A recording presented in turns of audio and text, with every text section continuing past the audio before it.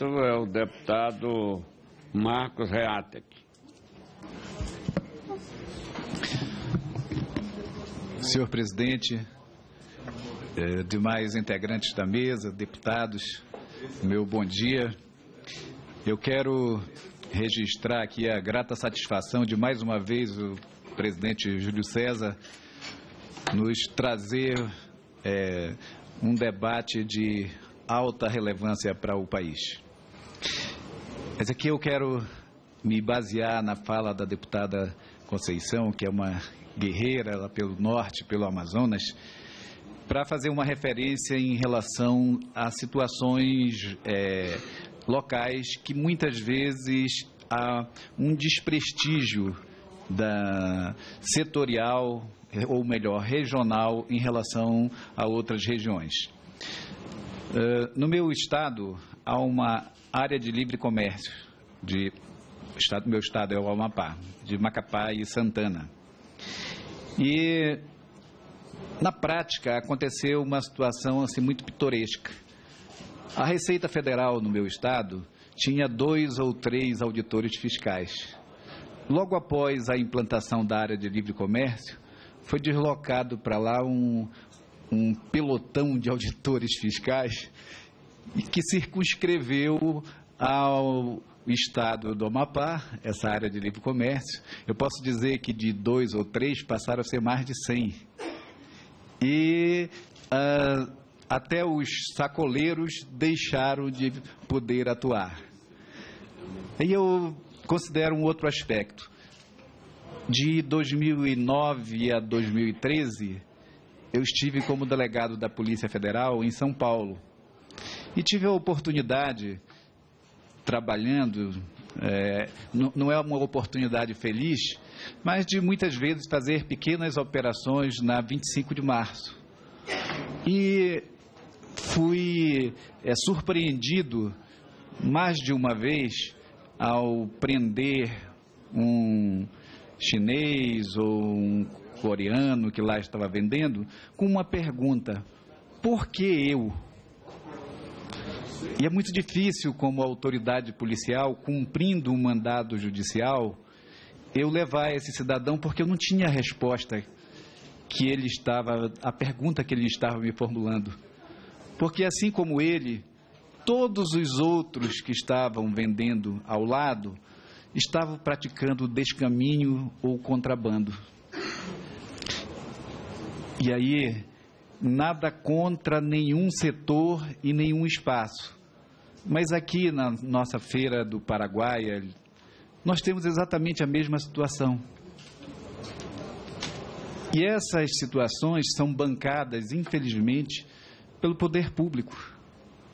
Porque a Receita Federal não pratica a mesma fiscalização que faz no estado do Amapá, na área de livre comércio de Macapá e Santana, nos 2 locais citados. Vejam que é uma região da Amazônia muito rica em minérios. O senhor Ike Batista teve a oportunidade, poucas pessoas sabem, de iniciar o momento que ele teve de império econômico no Amapá.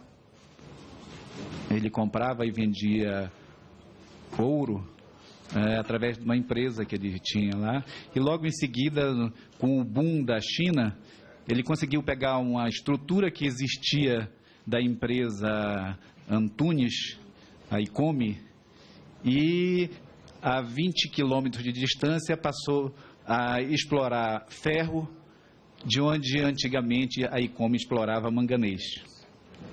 E a partir daí, vendendo ações no mercado, num negócio em que ele investiu um valor muito pequeno, porque conseguiu a concessão de uma estrada de ferro e de um porto, ele conseguiu vender ações por 5,5 bilhões de reais e foi o passo inicial para se destacar no mercado.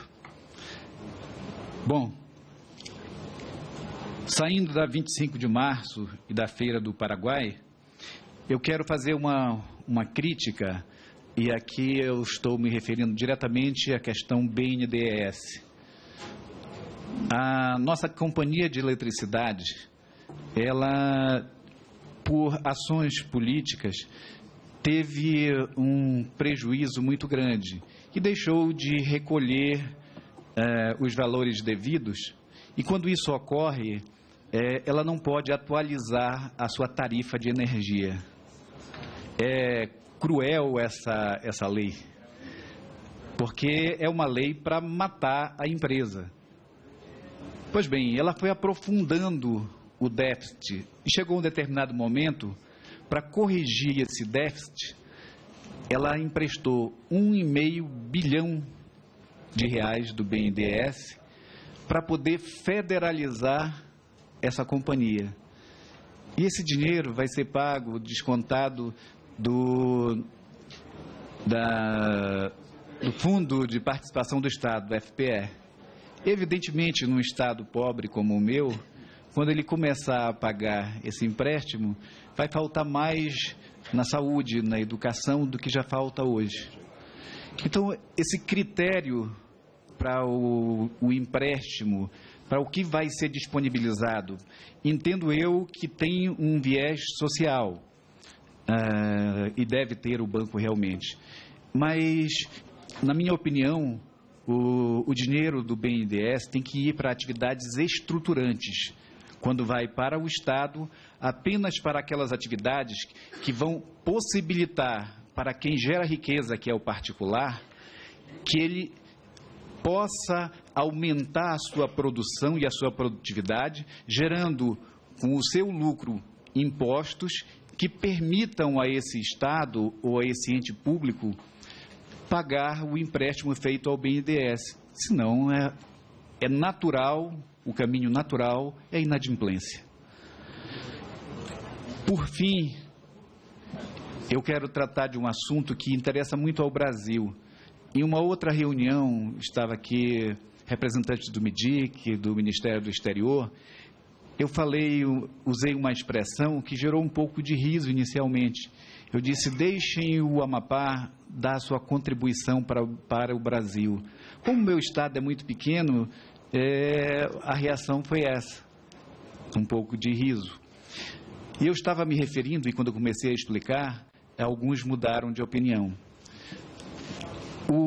A produção, a indústria de grãos se deslocou do sul para o centro-oeste. E é importante para a balança comercial. E para que nós possamos vender no mercado mundial, nós temos que ter condições de competitividade.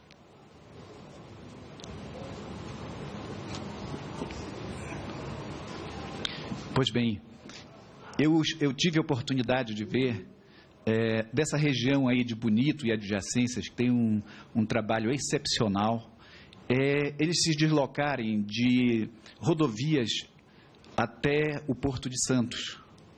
Inclusive, eu trabalhei na delegacia da Polícia Federal no Porto de Santos e acompanhei aquela... É muito bonito ver aquela estrutura fantástica produzindo para o enriquecimento do Brasil. Eu volto a dizer, o país não cresce e não enriquece em função da atuação do governo. Quem produz e quem enriquece o país é o particular. O governo não gera riquezas. Mas nós temos que o governo é um facilitador, e esse facilitador tem que agir. Para se deslocar do centro-oeste até o Porto de Santos, é via rodovia, com todos aqueles custos elevados, não apenas financeiros, mas inclusive de vidas e as outras consequências naturais que não se pode evitar. Nós temos no Amapá, especificamente em Santana, o porto brasileiro mais próximo dos grandes mercados consumidores, que são Europa, Estados Unidos e Ásia. A Ásia, depois da duplicação do Canal do Panamá, também encurtou esse caminho. E, através da construção da rodovia 163, nós temos um caminho inverso do que nós fazemos hoje do centro-oeste para o sudeste, que vai na direção contrária dos mercados consumidores, nós temos hoje condição de andar menos por rodovia, fazendo a metade do caminho através de hidrovias, indo na direção do mercado consumidor. Basta utilizar o Porto de Santana.